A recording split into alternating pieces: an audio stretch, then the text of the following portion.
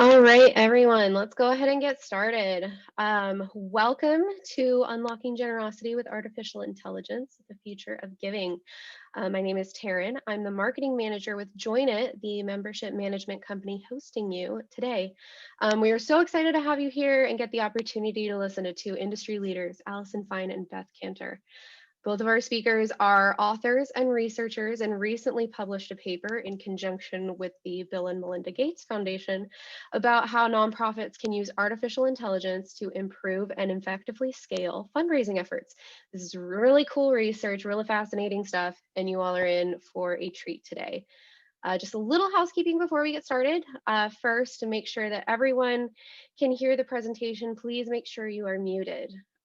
Second, we will have a question and answer session at the end of this webinar. So if you'd like to have your questions answered, go ahead and enter them either in the chat box or use the Q&A function. I will be watching both.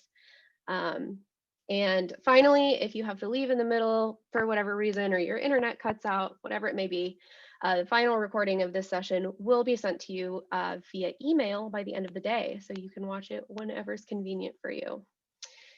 So with that, I will hand it over to Beth and Allison to get us started.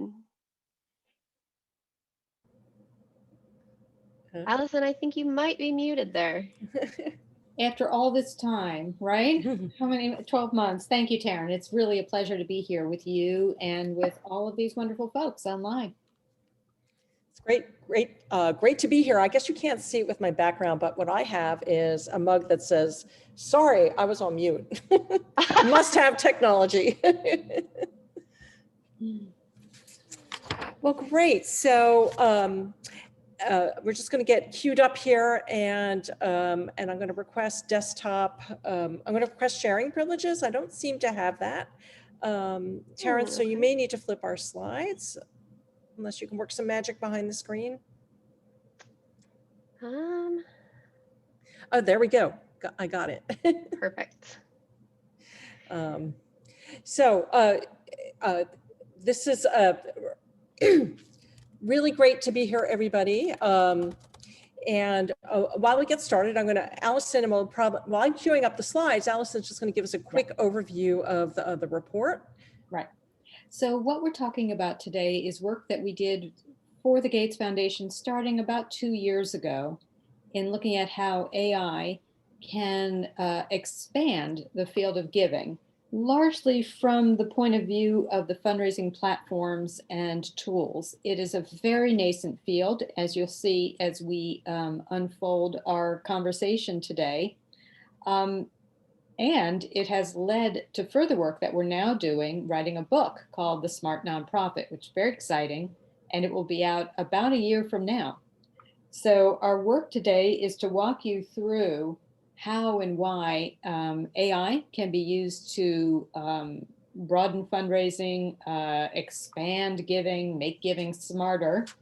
And to do that, we also need to get a sense of what AI is in general, how it works, and our advice to you if you may be beginning the process of adopting AI for your organization. And the AI for Giving report is up online at aiforgiving.org. It's available for free to download. We're always happy to answer questions about it. Beth, would you like to add any introductory remarks? No, I think you covered it. And thank you so much while I, sort of got the slides all queued up and ready to go. I would add one thing though.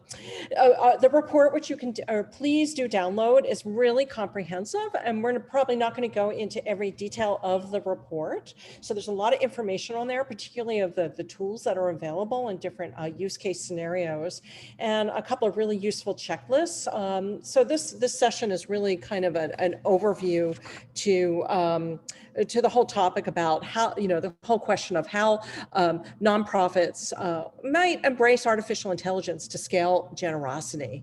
So starting with that, if we had a poll right now, we would probably ask how many of you are, what level, how intelligent are you around artificial intelligence? Are you actively working on it? Is this a fairly new concept, or are you starting from zero? And one of the things that Allison and I have found over the years, we call it, we're self-described nerd whisperers, and even though we love the tech and we love being in that space around the tech stuff, we found that it's really valuable skill to be able to explain to senior level folks like your executive director or your board about like, what is this stuff, and try to stay away from too much, to make it really relevant and easy for them to understand what it is versus jumping right into the technical details, because that tends to derail the conversation.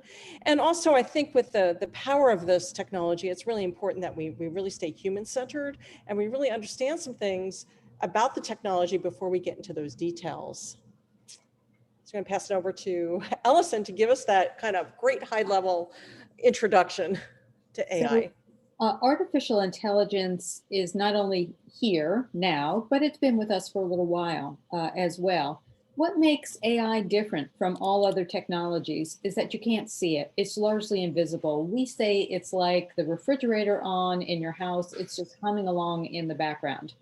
It is the technology, the code, the computer code and the algorithms that is powering the recommendations that you get on Netflix. If you like this, you may like that, which is based on an enormous amount of data about what you've watched. And I will say during COVID, I've watched a lot, and what other people have watched as well. And during COVID, AI has been in the background in vaccine development, in contact tracing, and now in distributing the vaccine as well. What communities need to have more vaccine distribution and which don't. So it's really becoming a fundamental part about what we're hearing, what we're watching, who we're connected with online. That's been happening for a while on platforms like Facebook, and what services we get. And we're going to explore all of this in more detail. That's great. Yeah, even today, Allison, I was just reading an article about how AI is going to be used once we are vaccinated to actually prove that we're vaccinated if we want to travel for our, to hold our immunity certificates. And of course, that's going to bring up a whole host of privacy issues, which we're going to talk about in just a moment. So what is AI? And we'd like to break it down in a really humorous but really simple kind of way. We also understand that there's just not one type of technology when we say artificial intelligence. It covers a lot of different flavors, but basically there are these four ingredients. There's that strategic purpose, that aligns with your nonprofit's mission, that you're not just using AI because it's the latest and coolest thing out there, that there's a real sense that it's making your programs have more impact, or that you're able to make a better donor experience for your donors, or that you're able to raise more money with less effort or more efficiently. You need data, lots of it, and Allison's fond of using the phrase Library of Congress size data sets. So it needs lots of data, but not only lots of data, lots of clean data, comprehensive data, data that's accurate. And that's a big challenge in our sector, and we'll talk about that in a moment. Algorithms, and algorithms are just, it's a fancy word for mathematical equations. And then of course the tools, and that breaks down to computing power, or if you're using other flavors of artificial intelligence like computer vision, it needs special types of cameras, or voice activated tools, smart speakers, all of those sorts of things. And they all kind of work together. So if you're wondering why the cat is there, this is the simple illustration of how it works. And okay, so this comes from an example from a Amazon engineer who had this problem. His cat was bringing in dead animals, mice and birds, through the cat door into his house and just putting them on the rug. Isn't that lovely? And of course, he was just horrified because, he's a big Audubon Society supporter. And so his strategic purpose was, how might I use AI to help stop the cat from bringing dead birds into the house? So that was the strategic use. he decided to add 2 tools to his cat door. One was a automatically controlled cat flap that would go up or go down depending on the algorithm that he would craft, and then an AI-enabled camera. And so the next step was to collect some data. So in this case, the data was in photographs coming from the camera, and he collected 10,000 sets of data, or 10,000 photos. And then those photos had to be labeled. And the labels were cat on approach without prey in its mouth, cat on approach with prey in its mouth, cat leaving the house, or no cat in the picture. So those were the 4 labels. So we had this big enough data set. He cleaned the data by adding labels to it. And then he needed to create an algorithm and train it. And the algorithm was essentially a mathematical equation that said, you know, if the cat is approaching the house with a bird or other prey in its mouth, close the cat door and send me a text to wake me up, and auto send a donation to the Audubon Society. So this is just a simple explanation of, you know, how AI works and what the ingredients are. A lot of times we get the question around, you know, is AI smart or not smart? Is it smarter than us? And a lot of that has to do with a lot of the science fiction movies that we've seen. You know, the evil robots are going to, you know, take over the world and kill us all. And that's simply not true. There's kind of 3 categories of AI right now. There's narrow AI, like we just saw, that's being used for a specific task. It's trained on a very specific algorithm, a machine learning algorithm, and it just does what the humans tell it to do. The next is general AI, and this is AI that's just now being tested in a lot of labs. And this is AI that is not only trains itself, but can also transfer this learning to other applications. And again, this is still at the laboratory stage. And then a category called super AI, which is something that not only can learn what humans do, but can do it and learn and become smarter than humans and become autonomous from humans. And that's, you know, 40, 50 years away. That's the area of science fiction that is not in practice today, that we kind of had that misperception about. And to give you an illustration that, you know, AI really isn't that smart today, it's getting smarter, comes from a researcher named Janelle Shane. And she's a AI researcher and comedian. And she's written, she has a blog called Weird AI. It's actually very entertaining, where she does these different experiences different experiments to illustrate that, you know, AI isn't quite yet smarter than humans. And my favorite, it has to do with the photo that's there on the right. And she basically fed a bunch of photos of chihuahuas and blueberry muffins into a database, and had the self-learning AI algorithm try to figure out, you know, is it a dog or is it a muffin? And it only got it right 20% of the time. So as you see, we're still far away from the robots taking over. It is getting smarter, but right now we're smarter than the robots. So the field that we're talking specifically about today is AI for giving, which is part of a larger field of AI for good, which has been around for about a decade right now. And it's focused largely on international development issues. And as you can see on the left, the field is made up of very large technology companies working with very large NGOs on the right, focusing on very large problems. So we can go to the next slide, actually. Yeah. Sorry. That's okay. I got ahead of myself. So for instance, UNHCR is the United Nations High Commission for Refugees. And they've had an enormous problem over the years trying to figure out where there's capacity in their system for refugees who need shelter.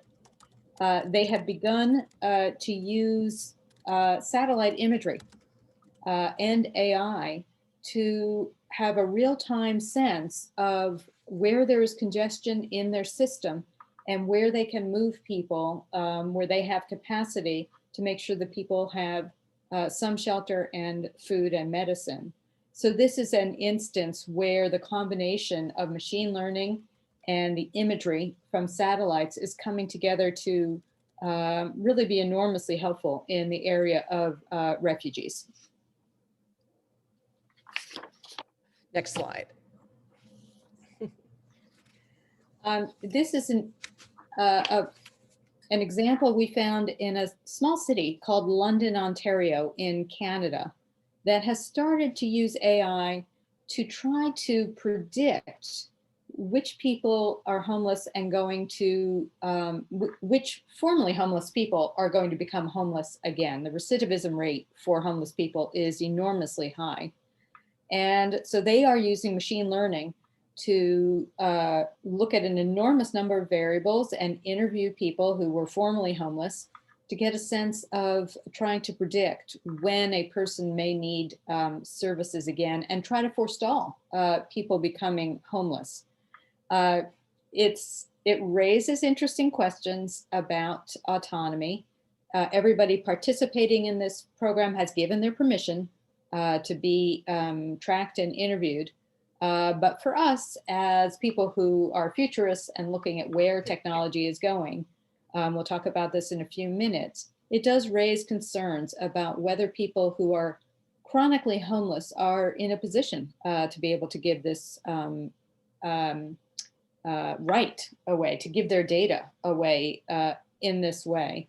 But it's a very interesting program, and we're fascinated at what this could mean about the predictive ability of AI, which is something Beth was touching on a little while ago. AI is not a database. AI is not a website. This is fundamentally more powerful technology than organizations have ever had before to be able to make predictions, which is also about making decisions about the future. That's why AI is so different from everything we've ever seen before. That's such a good point, Allison.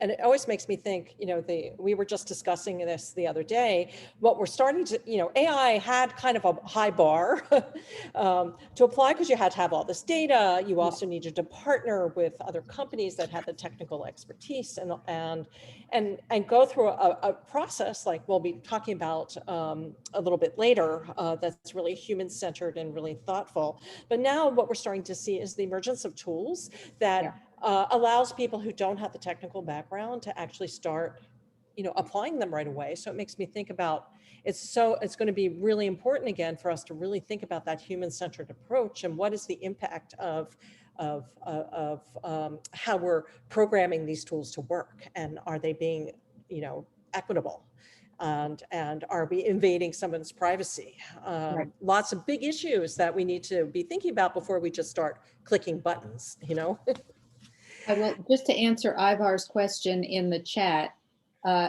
yes, there are some AI applications that are making choices in lieu of people making those choices. We're going to talk about that a little bit more later on, but that is, we are having machines replace human decision making. We've been doing this for a while. It's not brand new, but as Beth was just mentioning, the tools have now become inexpensive enough and the computing power has become large enough that any nonprofit can now use AI that only the largest universities and tech companies could use before. Great. So let's just get into some specific examples of the benefits of using AI for giving. And it's a new and developing area. It's so new that we were able to make up the hashtag AI for giving.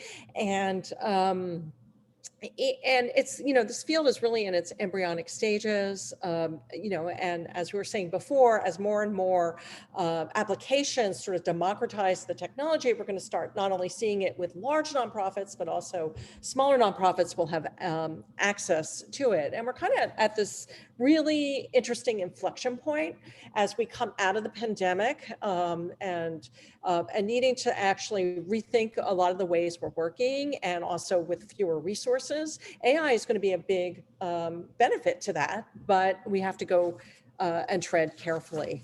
Anything else you want to add to that setup? No, I think Allison? we're good. Okay, we're good. So let's just hop to a couple of examples. So we're seeing a lot of, not surprisingly, donor database type applications that, if you look under the hood, are driven by algorithms and AI. The one on the left, Gravity, is called First Draft, and it operates over Salesforce. And it's a tool that's designed specifically for major gift officers. I don't know how many of them we have on the call, but so that person's job in the development office is really to focus on the big donors and or somewhat big donors, and get them to move up in terms of the amount that they are giving. So I see in the chat that there is one major gifts officer here. So Jessica knows full well what I'm talking about. So this, the way that the algorithm works here is it actually, if you are a major gifts officer, and hopefully your organization has lots of prospects to look at. That's a lot for the human brain to organize, especially if you're capturing lots of information about them in all the fields, to kind of prioritize which out of these thousands of people that are in our database that potentially could, give a 5-digit gift, or maybe even a 6-digit gift. Which one should we prioritize? Which one should we cultivate? And how should we, customize our communication to them? Well, that's where Gravity's algorithm comes in. It goes through the database, and it comes back with a sort of a cultivation plan for the week. And what we've heard is that it actually might take a major gift officer, 10, 15, 20 hours of desk work to do this. But the Gravity software can do this in a matter of minutes. Now, in a way, it is making some decisions for you, right? It's telling you, look at these donors, and here are some ways to cultivate these donors. But ultimately, a human is kind of going through that list and prioritizing who they may be speaking with. So it's saving that major gifts officer a lot of time, and making them more efficient. The other program that is actually on the right, Gravity's on the left, is called Neon One. And this is a donor database that is also powered by artificial intelligence. And this is designed specifically for smaller nonprofits, where there may be one person who's doing major gifts, they're doing corporate sponsorships, and they're doing a bunch of other things. And that person probably has, has to prioritize a lot of their time. So the way the algorithm works is it not only is going through and figuring out what prospects they should be talking to, but also is making recommendations about scheduling and making an efficient use of their time. So these are just two examples. There are a lot of them on the market that are around automated stewardship, donor prediction, and not only prediction in terms of who's going to give, but who might be in danger of lapsing, who needs some more attention. All right, so let me switch. Anything you want to add, Allison? I think that's all spot on, Beth. What we're hearing from fundraisers who are using this is that it is like having additional full-time staff on board who can do all of the research for them.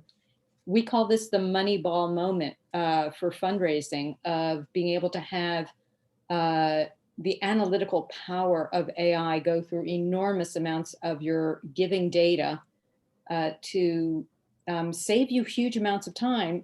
But you also have to be willing to believe the predictions of AI, which is one thing we're going to talk about later, is how you build this culture of people and the bots. We call them cobots, that is getting the best out of technology and the best out of people. Absolutely. And also, it's not just because it's making somebody's job in the development office a lot more efficient, it doesn't mean that we can cut down the jobs, or that we don't need the humans. And so we don't want to, so one thing to be thinking about, at least in the sector, it's not a reason to, retire or lay off all your development staff because you have this magic AI algorithm driven database that's going to do all the work. I mean, it's not going to take the donors out to lunch when we can do that again, or pick up the phone and have a human conversation.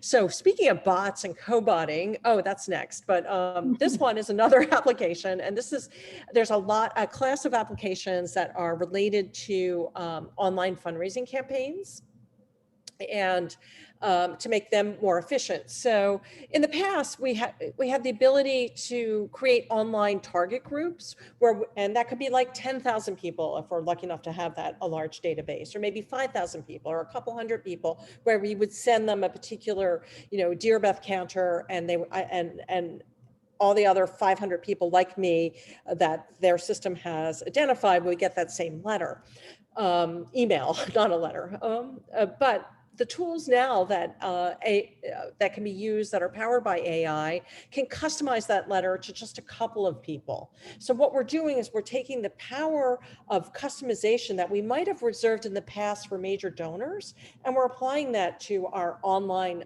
fundraising campaigns. So the examples you see here, one is called Quilt AI and the other is Persado. Both of these use third-party databases and have proprietary algorithms and frameworks that allow highly customized communication to potential online donors or current online donors that will help them move the needle on how much they're giving. We've also seen other tools that where the algorithm works and it's analyzing the past communication that has been sent out in these campaigns to increase the rate that people donate. There's a phrase for that. And we saw a case study from the Rainforest Action Network, and they were able to apply this to get lapsed donors to increase by 800%. And we thought it was a typo, but they were able to get the renewal rate up by 800%. And all of that was from having the algorithm do an analysis of past online fundraising campaign content, who responded to which type of repeal, and then giving suggestions for customizations for the appeals that should go out. So that's what we all want, right? 100% conversion rates, right? We should point out, Beth, that Quilt AI is not just using the internal data from an organization, but is actually going out to the social web and scraping data as well to understand what causes people like, what their hobbies are, what their interests are, what moves them to action. So it is using, several libraries of Congress amounts of data and making their predictions as well. Right, we call that process, and we'll talk about this in a moment, appending third-party databases, and it behooves you to understand, how do those third-party databases actually label their data when it comes to things like race and gender and other things, because you're making decisions, communication decisions based on that. So you want to have an understanding of that, or else it could lead you to making decisions that don't help increase your conversion rates. So bots, this is the area where I think there has been the most activity, and part of that is because of the democratization, if I can say that, of the technology, and that's been happening mostly through Facebook, where anybody can set up a bot to their Facebook Messenger bot and apply that to their Facebook page, but that doesn't necessarily mean that it's effective. The example you're seeing here is from a children's hospital that ran a virtual fundraiser that was around gaming, very popular, raised a lot of money. And one of the things they found is that the staff was getting a lot of requests because it was doing this for both audiences that were in the US and Canada. So we're getting tons of questions of staff coming in. What's the conversion rate from Canadian dollars to American dollars? And lots of other frequently asked questions, and this was taking a lot of staff time, or else the question would come in at the middle of the night because the donor would want to make a donation, but of course, thankfully, the staff were asleep, getting their rest. So they decided to use their bot as sort of an information concierge service to answer those questions, those frequently asked questions that were coming in. and point people to the right places on the website that would facilitate a donation. So for example, if that question that came in, what is the, the Canadian conversion rate, the bot would answer it, and it would also send them a link to a landing page that was in Canadian dollars versus US dollars. So I will say with bots, it's really important that you spend a lot of time testing and iterating and making sure that the language is right for the different personas, and that there are many bots. Just think of a lot of online bots for like utilities or even banks. They can be designed in such a poor way that they get people angry and they hang up. So you want to make sure that this is a positive and really well-designed donor experience. We also want to remind people, Beth, that AI is not a pot roast. You don't set it and forget it. That this is an iterative process of experimentation and testing out what messages, what kind of feedback you want from people over time. Absolutely. So this next one, I think you're taking this, right? I can. Okay. As we said at the beginning of the presentation, AI is being woven in all of the mechanics, all of the tools around us, and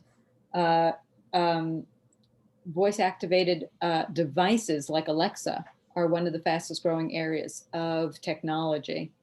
I think there was a recent survey that showed that 78% of households had a voice-activated device in their house. And last summer, communities and schools used Alexa to ask for donations of $25, and they raised $200,000 and had everybody who donated receive a thank you message from Shaquille O'Neal, who's on the board of directors. So it was a very interactive experience for people to give that way. Great. Okay, I think this one is yours too, Allison. Okay, so what we've been talking about so far is fundraising from the perspective of the organization. What we found in our report is there's a flip side to this equation as well, which is how can donors better their experience, have their experience enhanced by AI. So we know that Salesforce has been working on developing interests of donors so that they can work with organizations like United Way and with others to match the donor's interest to the organizations out there that best meet their need. Maybe you want a local organization that is providing food in this zip code. Whatever your interests are, AI can be used to sift through the thousands of possibilities of causes that you can give to match your personal interests with the organization out there that best meets your need. And what this does, Beth, is that kind of tailoring of philanthropy has only been available to major donors before, right? That you would you may have an advisor who could go out and scan the universe to bring you exactly the right cause for your $1 million gift. This is democratizing that process, and now every donor can have available to them the intelligence of a donor advisor and make sure that we feel even better about where we're giving and how we're giving. That's great.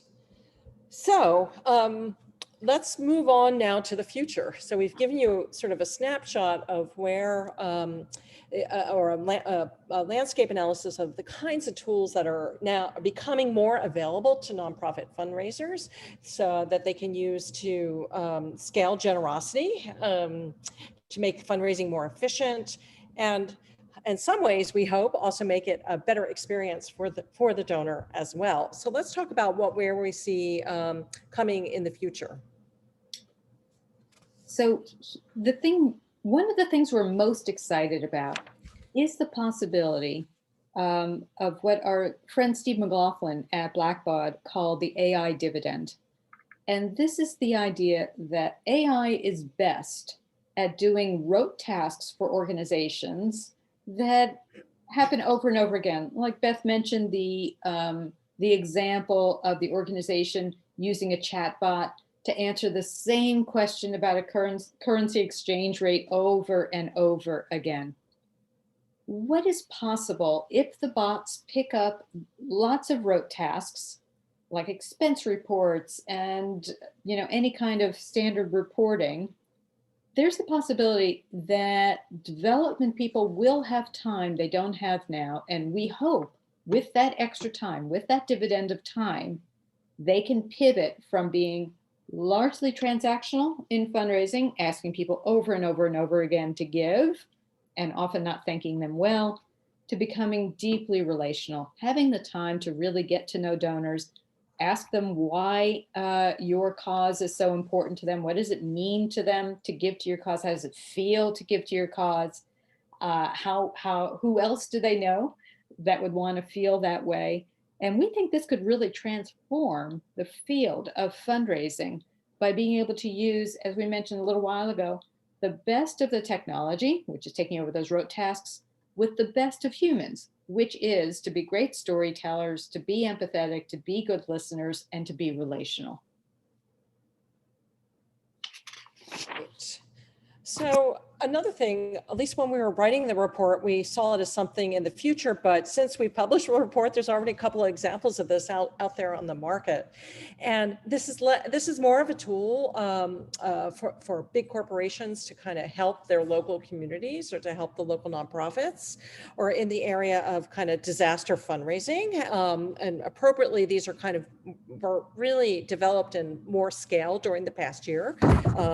In 2020, which was kind of a year of crisis giving and emergencies. And so basically this is sort of a combination of using different data sets to hone in on where money may be needed to help disaster victims who most need it, and to taking kind of a data-driven approach coupled with using a artificial intelligence algorithm to make this giving have more impact. And so the example that's come up in the last year is something called Give Directly, which is a platform for cash transfers, and they partnered with google.org to kind of integrate mapping information as well as emergent natural disasters that have been caused by climate change, whether that's wildfires, hurricanes, or tornadoes. What you're looking at here is an example of flooding that happened because of hurricanes in Texas and Louisiana and Florida, and so what they were able to do is to go into a granular level down to the blocks and to overlay all these different pieces of information, census information about the demographics, climate information, flood zones, all of that, and then be able to send cash transfers of disaster relief money right to those people that needed it the most, instead of second guessing it or relying on word of mouth. And it makes it, in a way, more equitable. And so there's more and more of these types of kind of I say map-driven AI tools to help direct philanthropic resources that are in the process of being created. So that's kind of a glimpse of the future. Let's talk a little bit about the challenges. You could go one more slide, Beth. Sure. So we want to make sure that our nonprofit friends are walking into this age of automation and artificial intelligence with eyes wide open, because there are real risks ahead. And we just saw what happens when we're not careful enough with our data on platforms like Facebook and Twitter. So we are very concerned about how we make sure that we are not totally dependent and at the behest of these commercial platforms. We actually think that there is a window of opportunity right now where the nonprofit sector is perfectly positioned to be the place that is saying, if we have to use commercial platforms, and we will, because using AI requires an enormous amount of data and skill, here's what we request of them. Here's what we insist that they do and be in this moment of time. That's great. And as Allison was just saying, there's a technical capacity challenge that we really need to overcome. And first is the data, and we've been talking about that.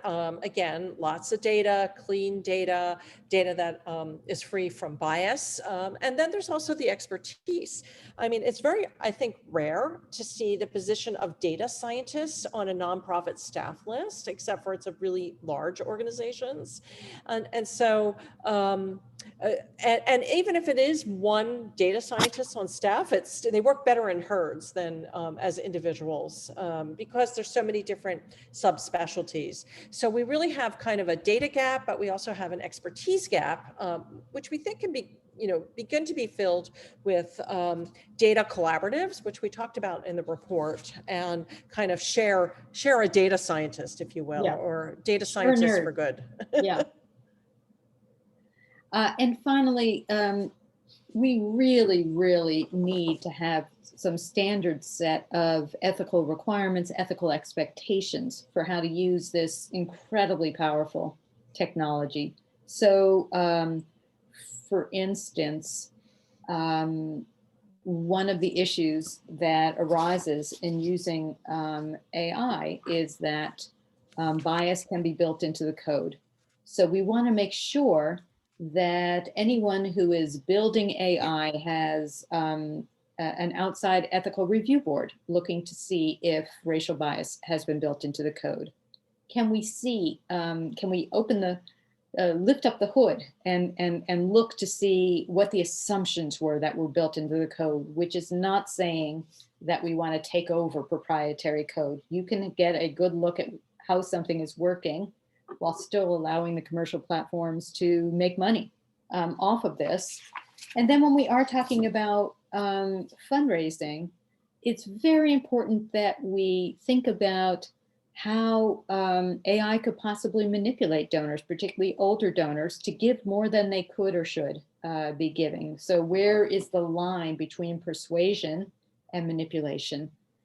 These are the things that may not have clear answers right now, but we feel really strongly that nonprofit organizations and the independent sector writ large needs to be having this conversation right now.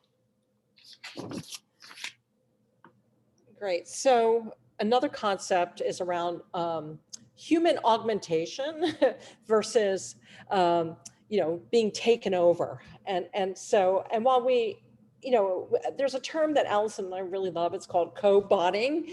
And so it's not that that the machines are going to take over us, but we're going to collaboratively work together.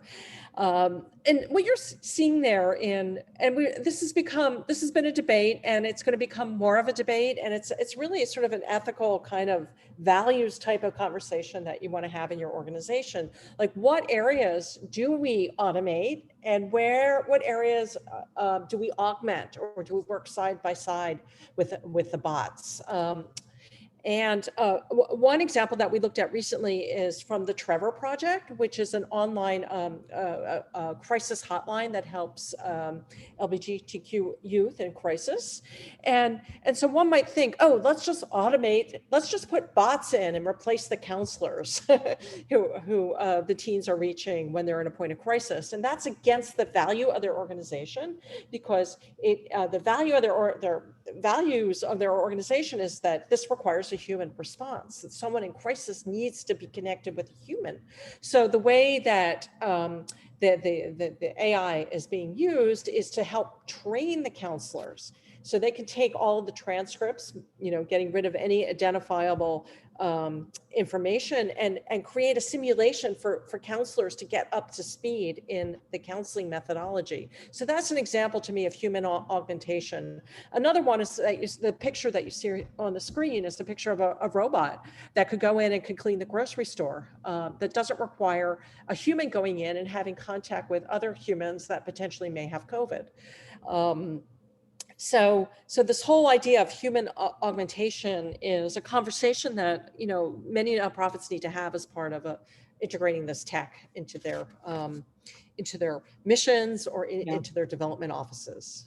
We don't want to be Pollyanna-ish about the fact that there will be jobs lost, but the more frequent thing that's going to happen is AI is going to take over certain tasks within a job. And the remaining job for human beings is going to change. And again, as we said a few minutes ago, we hope it will be more relational, empathetic, more about storytelling, more about enabling people to do what we uniquely do best. And finally, there's an evolving field called participatory artificial intelligence. And this is using techniques that you may already be familiar with, design thinking, human-centered design, to really involve the people, whether that's your staff, your donors, or the end users of any program. Have them involved in the design from the beginning, so you can really understand, what it does it mean to be human-centered, and this should really be guiding the overall design and thinking of how your organization will be using AI for good. And Google has just recently developed a whole kind of set manuals and guidebooks and approaches to doing this. IDEO also has a whole set of practices.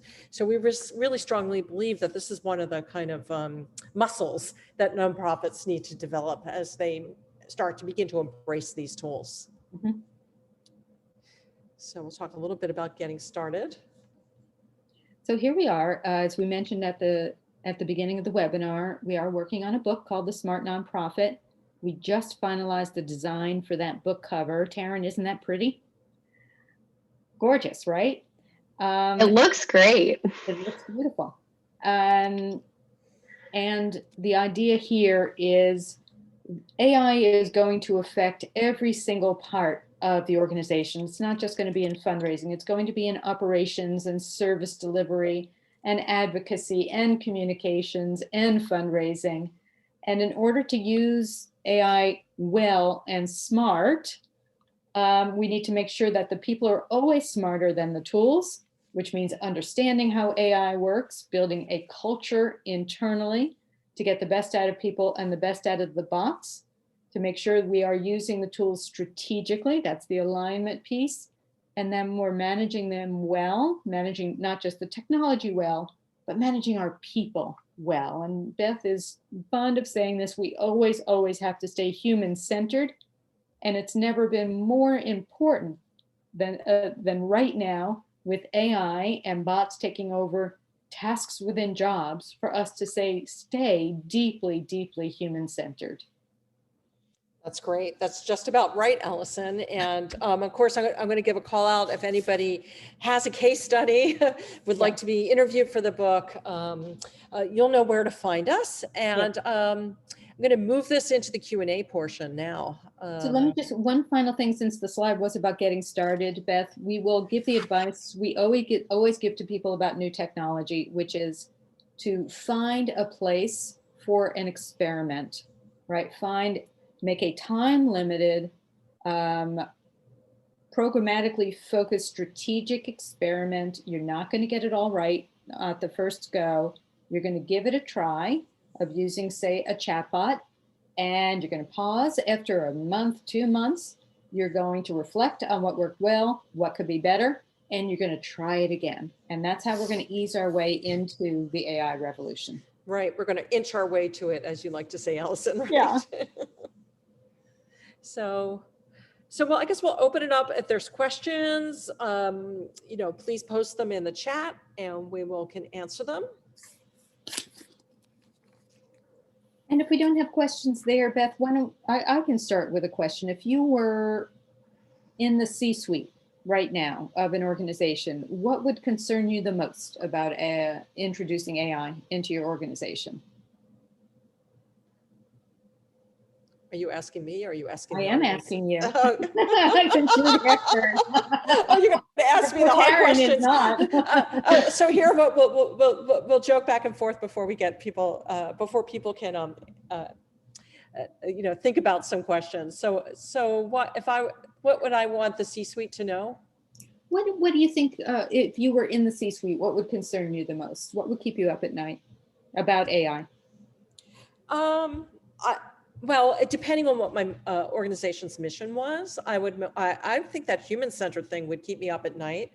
And yes, while I want to get good ROI, I want to have efficiency, but I don't want to do it at the expense of the people we're serving or of my staff. I mean, I guess this is my own bias because I also work in well-being in the workplace. So, you know, these tools are going to give us that AI dividend, that efficiency boost, but that doesn't mean that we should be expecting people to still work 15 hours a day or to take, you know, endless Zoom calls if this goes on much longer. And we really need, especially given this technology, that it's not about, you know, being more efficient to work longer hours. So we want to stay human-centered all around. You know, as you well know, because we have this conversation every day, it really terrifies me of people grabbing AI off the shelf, thinking it's magic fairy dust, thinking they're just going to throw it in there and they can cut their development staff and turn on the spigot and money is going to come, without really thinking through what it means to have machines making decisions in lieu of people. And, you know, even in our chat, that was one of the first questions somebody asked, of like, wait, hang on, do you really mean that they are making choices for you? Yes, they are. You know, so for instance, we are seeing public agencies, government agencies using AI screening for services, right? So do you qualify for food assistance or housing assistance? And when the bots are making that first cut at the screen, they are using historic data about who has been eligible, who's not been eligible historically to receive services. And that historic data is deeply, deeply racist and gendered. So it is so important that people really think deeply about how and why they're using these tools before they just start to upend their organizations. Yeah. There's also something too that, and I'm seeing the concern here from her saying, I'm in the C-suite in my organization, and my concern is that I want to have the right people working for me to help understand how this can be implemented without losing the human contact with my organization. And I think the short answer is that the technology people shouldn't drive it. From the beginning, it has to be, you know, if it's going to impact the staff, they need to be involved in the design, and also the end users. And there's lots of really great examples of some of the early projects where they talk to the stakeholders. I'm thinking about the Zika bot. Remember that one? Yeah, which was a public health bot to distribute information about the Zika virus. And one of the things they learned from actually talking to the end users was their concern about disclosing highly personal information. And they felt that the way that the bot was asking them questions or interacting was not human enough. And they didn't feel safe around disclosing that information. So that's really important. There's also a big picture thing too, is that there is another, I mean, we have so much divide in this country that we could even see, you know, power concentrated in just a few people who are then managing people who are driven by workers that are driven by bots and algorithms. So there's a lot coming in this, you know, next revolutionary technology. I hate to use those words, but that are going to have lots of ramifications for society in general, but also specifically to nonprofits and the way they work. So Kevin has asked a series of questions on the Q&A. Oh, now it's 4. We're not going to be able to get to all of them, Kevin, but I do want to take up the issue of representation and inclusivity, because it's exactly the kind of issue where grabbing some AI that can do a scan of an organization of, you know, how inclusive is your organization? What does your staff look like? What do your clients look like? How do you make decisions? All of those kinds of data points fit perfectly within an AI system. However, algorithms, so let me give you a cooking analogy, right? In a recipe, you have ingredients and you have the recipe itself. How do you put this together? In AI, you have computer code. Those are the ingredients. And the algorithm is the recipe. You have to ask about the recipe for inclusion. How does this automated system determine whether you are inclusive or not inclusive? You need to ask hard questions about a vendor, about what assumptions they've made about how you should score on these kinds of really important, sensitive issues.